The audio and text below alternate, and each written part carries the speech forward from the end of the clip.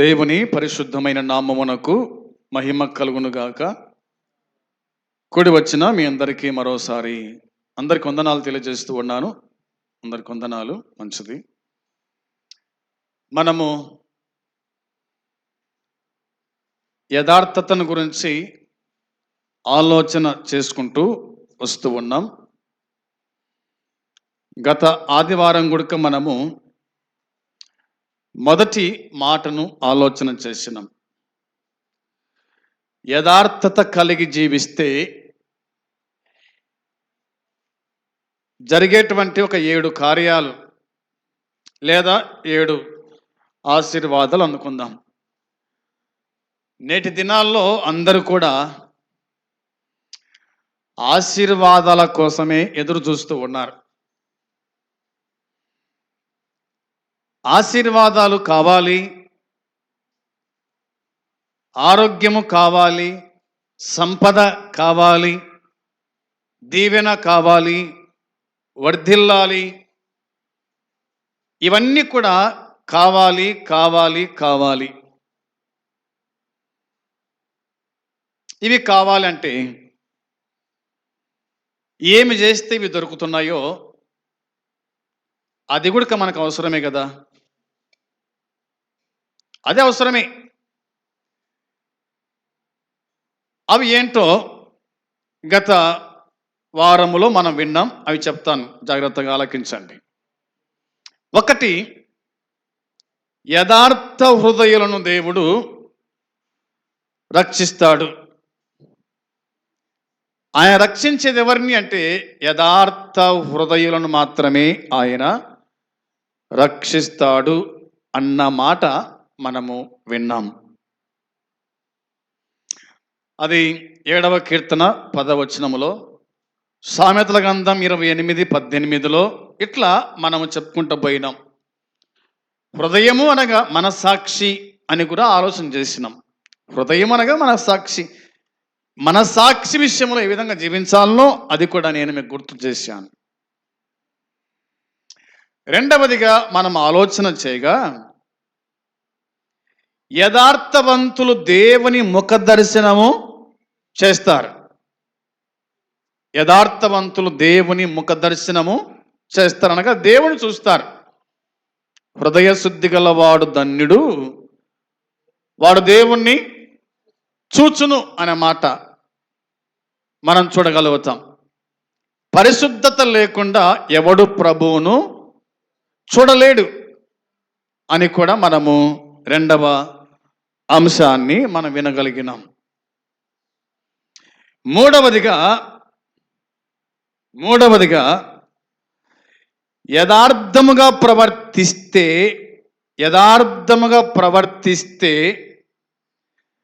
దేవుడు మేలు చేస్తాడు. మూడవ సందేశం ఏమిటంటే, యథార్థంగా ప్రవర్తిస్తే దేవుడు ఏం చేస్తాడు? మేలు చేస్తాడు. మేలు కావాలంటే ఎలా జీవించాలా చెప్పాలి మీరే. యథార్థంగా జీవిస్తే దేవుడు మేలు చేస్తాడు. యథార్థవంతులు దేవుని ముఖదర్శనం చేసుకుంటారు. యథార్థ హృదయులను దేవుడు రక్షిస్తాడు. నువ్వు రక్షణ పొందాలన్నా, నీవు దేవుని ముఖదర్శనం చేసుకోవాలన్నా, దేవుడు నీకు మేలు చేయాలన్నా మొదటగా ఏముండాలా? యథార్థత ఉండాలా. ఎప్పుడైతే యథార్థత ఉంటుందో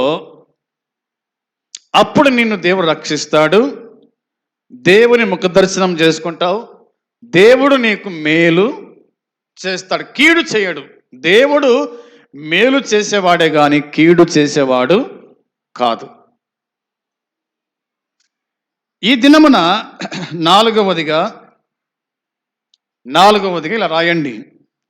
యథార్థవంతుల వంశం, వినండి బాగా, యథార్థవంతుల వంశం దీవించబడుతూ ఉంది. యథార్థవంతుల వంశము దీవించబడుతుంది. దీవెన కావాలి అని మనం అందరం వచ్చాము ఇక్కడికి. ఎవరి దీవెన కావాలా? దేవుని దీవెన కావాలా? దేవుని ఆశీర్వాదము కావాలా? ఇవి కావాలంటే ఇవి కావాలంటే మనం ఏం చేయాలా? ఏం చేయాలంటే మనము యథార్థవంతులుగా జీవించాలా. అది ఈ దినం మనము ధ్యానం చేద్దాం రండి. 112వ కీర్తన 2వ చరణం. 112వ కీర్తన 2వ చరణము చదవాలి ఒకరు.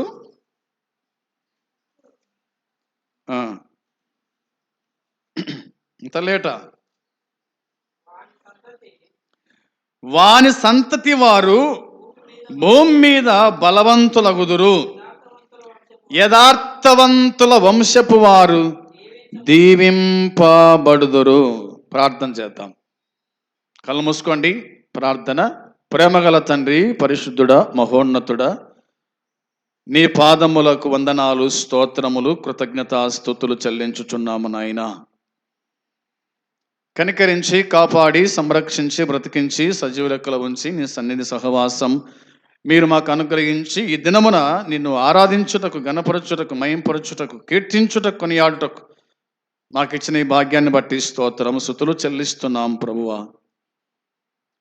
ఈ దినము మరి యథార్థవంతుల వంశం దీవించబడును అనే అంశాన్ని మేము ప్రారంభం చేసుకొని ఉండగా మీరే ఈ లేఖన భాగాలను వినిపించండి. మాకందరికీ ఈ మైకు ద్వారా వింటున్న వారికి, యూట్యూబ్ ద్వారా వింటున్న వారికి, ఫేస్బుక్ ద్వారా వింటున్న వారికి దీవెన ఆశీర్వాదం దయచేయండి. ఎలా మేము దీవించబడతామో ఆ సంగతులు ఒక్కొక్కటి మీరు బయలుపరిచి మాట్లాడమని మీకు అప్పగించుకుంటూ ఈ దీనదాసుని మరుగుపరచుమని నన్ను రక్షించిన యేసుక్రీస్తు నామంలో ప్రార్థించి వేడుకుంటున్నాను తండ్రి. ఆమేన్. దేవునికి స్తోత్రం. కూడి వచ్చిన మీకు మరోసారి వందనాలు తెలియజేస్తూ ఉన్నాను. జాగ్రత్తగా ఈ మాటలు వినండి. మన కుటుంబాలు దీవించబడాలన్నా, ఆశీర్వించబడాలన్నా మనము చేయాల్సిన కొన్ని పనులు కూడా ఉన్నాయి అన్నది ఎప్పటికీ మర్చిపోకూడదు. దేవుని వాక్యమైన బైబిల్ చెబుతున్న మాట, నీతిమంతుని యొక్క అభివృద్ధి, నీతిమంతుని యొక్క దీవెన, ఆశీర్వాదము ఈ అధ్యాయం అంతా కూడా కనిపిస్తుంది. వాని సంతతి అనే మాట ఉంది కదా, వాని సంతతి అనే మాట ఉంది కదా. ఎవరి సంతతి? ఎవరి సంతతి అంటే మొదటి వచనం రాయబడింది కదా, యెహోవాయందు భయభక్తులు గలవాడు అనే మాట ఉంది. యెహోవాయందు భయభక్తులు గలవాడు వాని సంతతి వారు. ఇది గుర్తుంచుకుందాం. యెహోవాయందు భయభక్తులు గలవారు వాని సంతతి వారు భూమి మీద బలవంతులగుదురు. ఎలా బలవంతులమవుతాం? ఎవరు బలవంతులు? నన్ను బలపరచు వాని యందే నేను చెప్పాలి. రాదా ఈ మాట? గుర్తులేదా ఈ మాటలు? నన్ను బలపరచు వాని యందే నేను సమస్తము. వినాలి. అందుకే వినమంటే వినరు, చదవమంటే చదవరు. ఏమర్థమవుతుంది మీకు? అవునా? ఏమర్థమవుతుంది మీకు? వినరు, చదవరు, దాన్ని ఆచరణలో పెట్టరు, దాన్ని గ్రహించరు, దాన్ని అన్వయించుకోరు. అపోస్తలుడైన పౌలు ఈ మాట అన్నాడు, నన్ను బలపరచు వాని యందు నేను సమస్తము చేయగలను. వాని సంతతి వారు భూమి మీద బలవంతులగుదురు. ఎవడు బలవంతుడు భూమి మీద? బలమున్నోడు బలవంతుడా? డబ్బున్నోడు బలవంతుడా? ఐశ్వర్యమున్నోడు బలవంతుడా? ఎవరు బలవంతులు భూమి మీద? యెహోవాయందు భయభక్తులు కలిగిన వారి యొక్క సంతానము బలవంతులు భూమి మీద. బలవంతులు ఎవరంటే పాత నిబంధన కాలంకి వచ్చే కనుక నెఫీలో ఎవరో కనిపిస్తారు దాదాపుగా. అంటే యెరూషలేము కొండ మీద ఒక 7 జాతుల వారు నివసించినారు. ఆ 7 జాతుల వాళ్ళు ఒక జాతి ఉంది. ఆ జాతి వాళ్ళే బలవంతులు. వారిని ఓడగొట్టడానికి దావీదు వెళ్ళాడు. దావీదు బలవంతుడు, వారికంటే బలవంతుడు. యుద్ధము యెహోవాదే అన్నాడు కదా గొల్యాతును చంపడానికి పోయినప్పుడు. బాలుడు 6 మూరల జానగల గొల్యాతును చంపినాడు. ఒక బాలుడు 16 ఏళ్ల వయసు గలటువంటి దావీదు ఒకే రాయితో, దావీదు పక్షాన ఉన్నవాడు బలవంతుడైన దేవుడు, మన పక్షాన ఉన్నవాడు బలవంతుడైన దేవుడు. దేనికి భయపడద్దు. కొంతమంది భయపడుతూ ఉంటారు. భయపడి ఏం చేస్తారంటే కడపమాన దగ్గర ఏం పెడుతున్నారు ఈ దినాల్లో? భయపడి, లోకానికి భయపడి, సాతానులకు భయపడి ఏం పెడుతున్నారు? ఒక కడ్డో, ఒక శీలనో. అవునా? ఎందుకు పెడుతున్నారు దాన్ని? భయపడే కదా. అంటే నీ పక్షాన దేవుడున్నాడు సంగతి మర్చిపోయి, నిన్ను బలపరిచేవాడు, నిన్ను కాపాడేవాడు దేవుడిని మర్చిపోయి ఒక శీలను నమ్ముకుంటావా? ఒక మేకును నమ్ముకుంటావా? అది నిన్ను కాపాడుతుందా? ఏది నిన్ను కాపాడుతుంది? ఏది నిన్ను బలపరుస్తూ ఉంది? ఏది నిన్ను సంరక్షిస్తూ ఉంది? ఎవరు? దేవుడే కదా. యెహోవా యందు భయభక్తులు గలవాడు, భయభక్తులు గలవాడు వాని సంతతి వారు భూమి మీద బలవంతులైతారు. దేవుడంటే భయం లేదు, కానీ దయ్యాలంటే భయం. దయ్యాలంటే భయం. దేవుణ్ణి యందు భయం ఉంచమని చెప్తే, దేవునికి భయపడమని చెప్తే దేవునికి ఎవ్వరు భయపడడంలే. మనుషులకు భయపడుతున్నాం. మనుషులు చెప్పిన వాటికి భయపడుతున్నాం. మనుషులు చెప్పిన వాటిని నమ్ముతూ ఉన్నాం. ఎక్కడ మన కుటుంబాలు దీవించబడేది? ఎక్కడ మన కుటుంబాలు బలపరచబడేది? ఎక్కడ మన వంశము వృద్ధి చెందేది, బలపరచబడేది ఎక్కడ? దేవుని వాక్యం చెబుతున్న మాట గుర్తుంచుకోవాలి. యథార్థవంతుల వంశపు వారు, యథార్థవంతుల వంశపు వారు, వంశం దీవించబడాలి అంటే ఒకటి దేవుని యందు భక్తి గల వారే ఉండాలి. రెండవది యథార్థముగా జీవించాల. యథార్థముగా జీవించాలి. అప్పుడు నీ వంశం దీవించబడుతూ ఉంది. దేవుడు మన వంశాన్ని దీవిస్తాడు. దేవుడు మనల్ని దీవిస్తాడు. ఇది లేకుండా నన్ను దీవించు ప్రభువా, నన్ను దీవించు ప్రభువా, నన్ను దీవించు ప్రభువా అంటే ఉత్తది. ఆయన దీవించడు, నువ్వు అలాగా జీవించలేవు కూడక. గుర్తుపెట్టుకుందాం. దేవుడు దీవించాలంటే నీవు ముందు యథార్థంగా బ్రతకాల. అప్పుడు ఏం జరుగుతుంది అంటే 3వ చరణం చదవండి.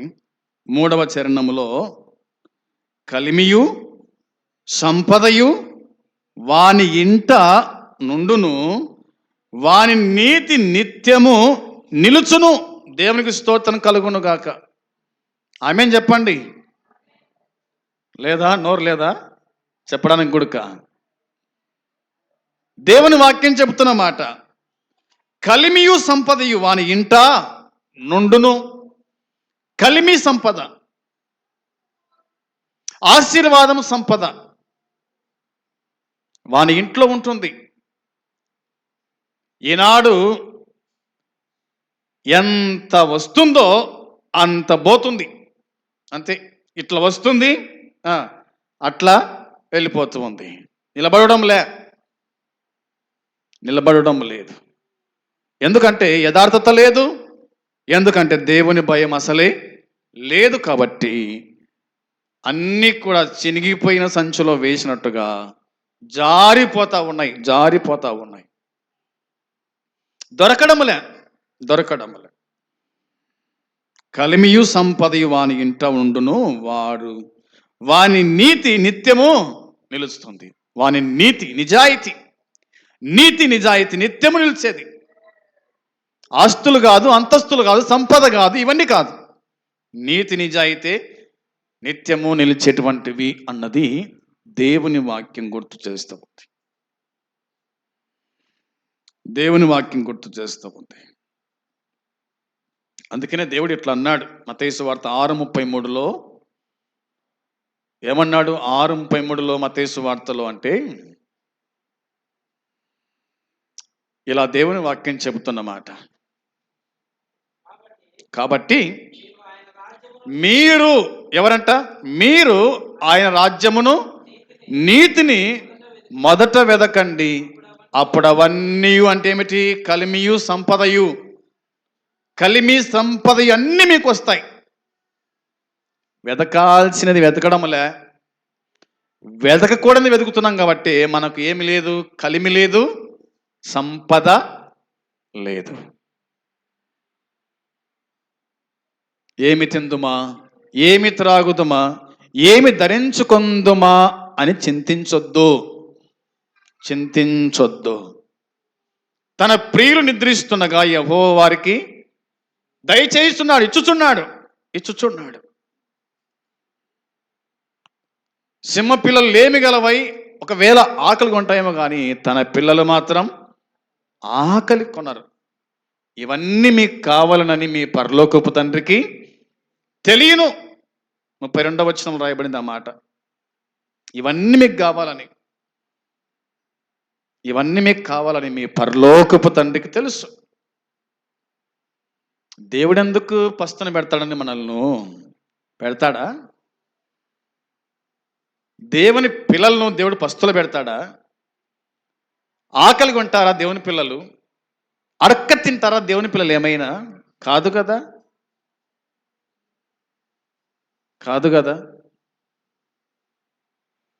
దేవుని వాక్యం చెబుతున్న మాట అది గుర్తుంచుకోవాలి. 112వ కీర్తన 4వ వచనం రాయబడిన మాట, యథార్థవంతులకు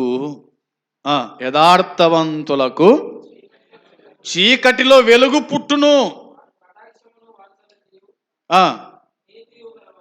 చూడండి వాక్యం చెబుతున్న మాట గుర్తుంచుకుందాం. యథార్థవంతులకు ఏం పుడుతుంది? చీకటిలో వెలుగు పుడుతుంది. చీకటి కాకుండును గాక. ఏమనాలి మీరు ఇప్పుడు? దేవునికి స్తోత్రం అని చెప్పాలమ్మా. ఏం లేదు, హృదయం నిండిన దాన్ని బట్టి నోరు మాట్లాడుతుంది అంతే. హృదయంలో లేదు, వాక్యం అనేటువంటి సమృద్ధి లేదు కాబట్టి ఏమి లేదు. యథార్థవంతులకు చీకటిలో వెలుగు పుట్టును. వెలుగు పుడుతూ ఉంది. ఐగుప్తిలో చీకటి, ఇశ్రాయేలుకు వెలుగు. అవునా? ఐగుప్తి దేశములో చిమ్మ చీకటి, ఇశ్రాయేలు ప్రజలకేమో వెలుగు. దేవుడు ఇశ్రాయేలు ప్రజలను మేఘము కింద నడిపించినాడు. వారికి చీకటి, వీళ్ళకి వెలుగు. దేవుని వాక్యం చెబుతోంది, కటాక్షమును వాత్సల్యతయు నీతి గలవారు అని దేవుని వాక్యం చూస్తా ఉన్నాం. చూడండి యోబు గ్రంథం 11:17 చూడాలి.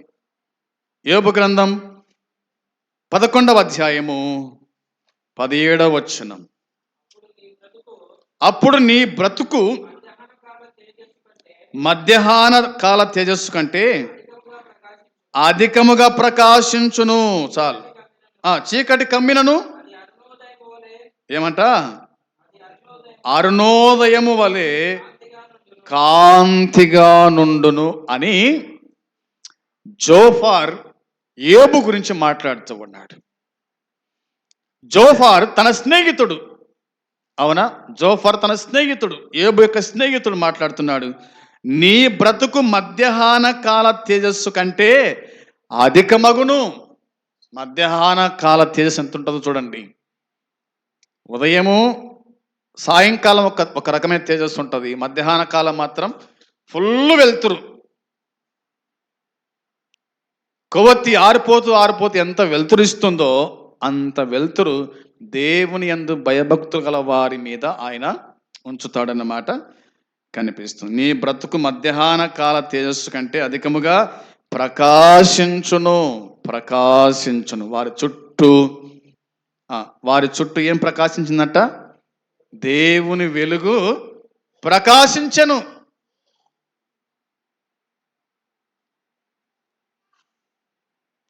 వారి చుట్టూ దేవుని వెలుగు ప్రకాశించింది. వారు కూడి ఉన్నటువంటి ఆ గదిలో దేవుని వెలుగు ప్రకాశించింది. అది దేవుని వాక్యం చెబుతుంది.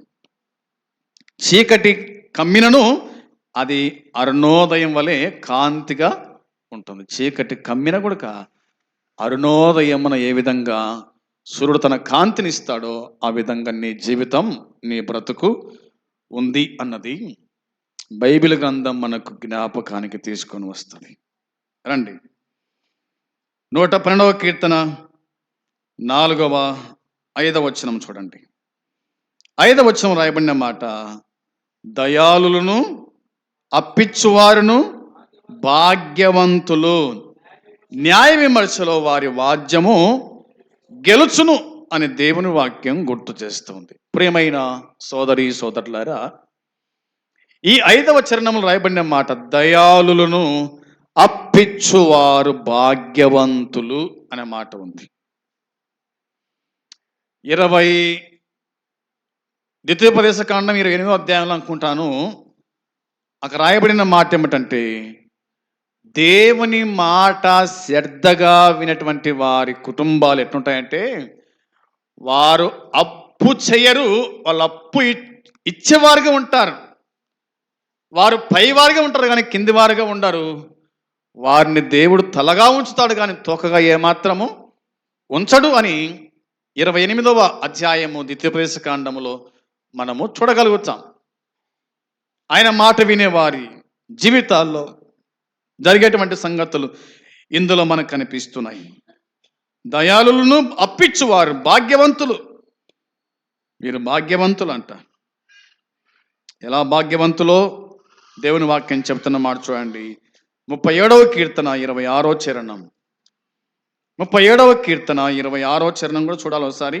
37:26లో దేవుని వాక్యము చెబుతుంది, దినమెల్ల వారు దయాళులై అప్పు ఇచ్చుచుందురు, వారి సంతానపు వారు ఆశీర్వదింపబడుదురు అనే మాట ఉంది. వారి సంతానపు వారు ఆశీర్వించబడతారట. ఎవరి సంతానపు వారు ఆశీర్వించబడతారు అంటే 22వ వచనం కూడా చదవాలి. అక్కడ రాయబడిన మాట, యెహోవా ఆశీర్వాదము నొందిన వాడు భూమిని స్వతంత్రించుకొందురు, ఆయన శపించిన వారు నిర్మలమగుదురు. ఒకని నడత యెహోవా చేతనే స్థిరపరచబడును, వాని ప్రవర్తన చూచి ఆయన ఆనందించును. యెహోవా అతని చెయ్యి పట్టుకొని ఉన్నాడు గనుక అతడు, ఆ మాట చదవాలి, యెహోవా అతని చెయ్యి పట్టుకొని ఉన్నాడు గనుక అతడు నేలన పడినను లేవలేక ఉండడు. దేవుని వాక్యం చెబుతున్న మాట మనం గ్రహించువారమై ఉండాలి. దావీదు అనే భక్తుడు ఈ విధంగా చెప్పినాడు. 27 కూడా చూద్దాం చూడండి. 25 కూడా చూద్దాం. 25వ వచనంలో, నేను చిన్నవాడనై ఉంటిని, ఇప్పుడు ముసలివాడనై ఉన్నాను, అయినను నీతిమంతులు విడుబడుట గాని వారి సంతానం భిక్షమెత్తుట గాని నేను చూచి. ఇప్పుడు చెప్పండి, దేవుని దాసుడు భిక్షమెత్తుతాడా? దేవుని దాసుడు భిక్షం ఎత్తాలనా? భిక్షం ఎత్తనిస్తాడా దేవుడు? అసలు ఎత్తనిస్తాడా భిక్షాన్ని? భిక్షాటన ఆడతాడా దేవుని దాసుడు? దేవుని వాక్యం చెబుతున్న మాట జాగ్రత్తగా మీరు వినాలి. నేను చిన్నవాడనై ఉంటిని, ఇప్పుడు ముసలివాడనైనాను. నా చిన్నతనం నుంచి ఈ ముసలితనం వరకు గుడక ఏముంది వాక్యంలో? నీతిమంతులు విడబడుట గాని వారి సంతానము భిక్షమెత్తుట గాని నేను చూచి ఉండలేదు. దేవునికి స్తోత్రం. దేవుడు ఎప్పటికీ కానీ దేవుని దాసులను భిక్షమెత్తి తట్టు చేయడు, చేయనివాడు కూడా అసలు చేయనిడు కూడా అసలు. అందుకోసం వాక్యం చెబుతోంది, దినమెల్ల వారు దయాళులై అప్పు ఇచ్చుచుందురు. దేవుని పిల్లలు, దేవుని నమ్మిన వాళ్ళు అప్పు ఇస్తారే కానీ అప్పు చేయరు. దేవుడు ఆ విధంగా తన పిల్లలను దీవించి ఆశీర్వదించుతాడు. అది దేవుడు చెప్పిన మాట. ఎందుకు అప్పు చేస్తున్నాం? ఎందుకు అప్పుల పాలైనమంటే మనలో ఏమీ లేదు, నీతి లేదు, మనలో ఏమీ లేదు, యథార్థత లేదు. కాబట్టి మనం ఇవ్వాల్సింది దేవునికి ఇవ్వడం లేదు. కాబట్టి మనము భిక్షమెత్తుతున్నాం, అప్పు చేస్తూ ఉన్నాం, అప్పు తీర్చలేక ఎగ్గొడుతూ ఉన్నాం. అది కుదరదు. ఆ విధంగా దేవుడిని చేయడు. వాక్యం చెబుతుంది, యెహోవా ఆశీర్వాదము నొందినవాడు అనే మాట ఉంది కదా 22లో. దేవుని ఆశీర్వాదం మనం పొందాలి అంటే, మన కుటుంబాలు, మన వంశము దీవించబడాలి అంటే యథార్థత ఎంతైనా అవసరము అన్నది దేవుని వాక్యము మనకు జ్ఞాపకము చేస్తూ ఉంది. ఇంకా ఏమి రాయబడిందంటే బైబిల్లో మనం చూడగా, ఎఫెసీ పత్రిక 5:15 కూడా చూడండి, త్వరగా తీసి చదవాలి. ఎఫెసీ పత్రిక 5వ అధ్యాయము 15వ వచనం కూడా చూడాలి. 5:15లో, దినములు చెడ్డవి గనుక మీరు సమయమును పోనీయక సద్వినియోగము చేసుకొనుచు అజ్ఞానుల వలె కాక జ్ఞానుల వలె నడుచుకున్నట్లు జాగ్రత్తగా చూచుకోండి. ఎలా జీవించాల మనము, ఎలా బతకాల మనము? ఈ యొక్క దినములు ఎటువంటివి అంటే చెడ్డ దినములు చెడ్డవి కనుక మీరు సమయం పోనీయక సద్వినియోగం చేసుకునొచ్చు. అజ్ఞానుల వలె కాక అనే మాట ఉంది. ఏ జ్ఞానులు అంట? అజ్ఞానుల వలె కాకుండా జ్ఞానుల వలె నడుచుకున్నట్లు జాగ్రత్తగా చూచుకోండి. ఎలా నడుచుకోవాలా? జ్ఞానుల వలె నడుచుకోవాలా. దేవుడు మనకేమిచ్చినాడు? జ్ఞానం ఇచ్చాడు. ఎలా బతకాలనో, ఎలా బతకూడదో జ్ఞానం ఇచ్చినాడు. ఎలా జీవించాలనో, ఎలా ప్రవర్తించకూడదో దేవుడు మనకు మంచి జ్ఞానం ఇచ్చాడు. ఈ జ్ఞానాన్ని మనం లోకపరంగా వాడతాం కానీ దేవుని పరంగా ఏమాత్రం వాడం. అవసరంలే మనకు, అవునా? దేవుడు జ్ఞానం ఇచ్చింది లోకపరంగా కాదు, దైవపరంగా కూడా మనం దీన్ని వాడేవారుగా ఉండాలని లేఖనాలు మనకు గుర్తు చేస్తూ ఉన్నాయి. కొలస్సీ పత్రిక 4:5లో చూడండి. కొలస్సీ పత్రిక 4వ అధ్యాయము 5వ వచనం కూడా చూసినప్పుడు దేవుని వాక్యం ఇలా చెబుతూ ఉంది,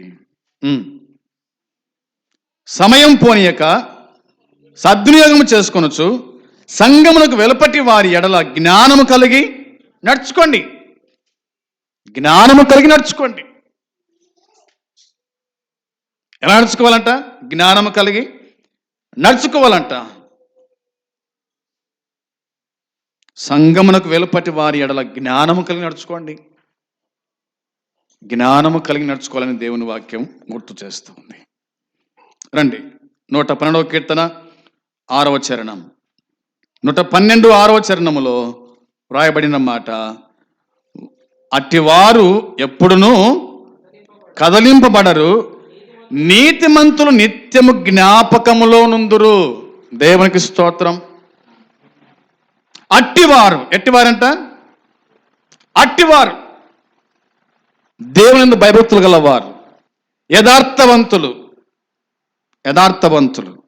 దయాళులు, అప్పిచ్చువారు. అట్టివారు ఎప్పుడును కదిలింపబడరు, నీతిమంతులు నిత్యము జ్ఞాపకములో ఉంటారు. మనం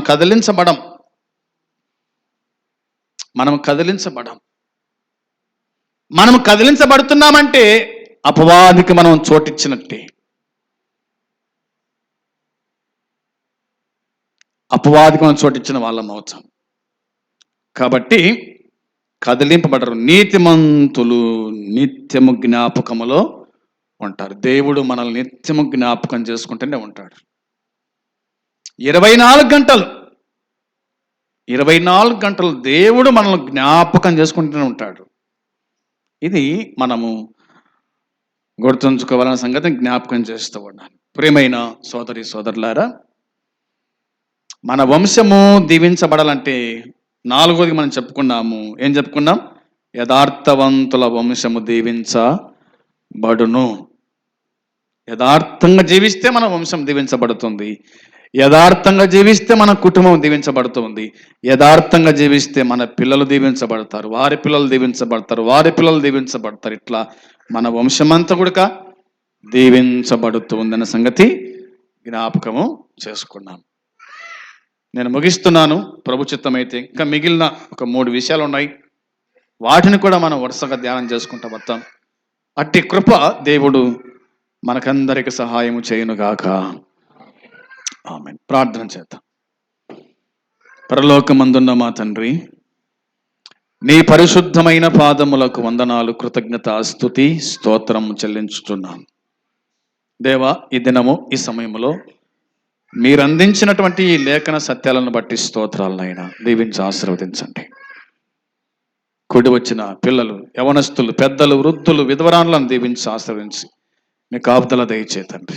వాక్యానుసారంగా జీవించే కృపానుగ్రహించి దర్శించి మీ కాపుదల దయచేయమని, మా కుటుంబాలు దీవించబడాలంటే, మా వంశము దీవించబడాలంటే యథార్థంగా బతకాలని చెప్పిన మాటకై స్తోత్రం, స్తుతులు చెల్లిస్తూ ఆ విధంగా జీవించుటకు మీరు మాకు సహాయపడమని యేసయ్య నామములో ప్రార్థించి అడిగి స్తుతించి వేడుకుంటున్నాము తండ్రి.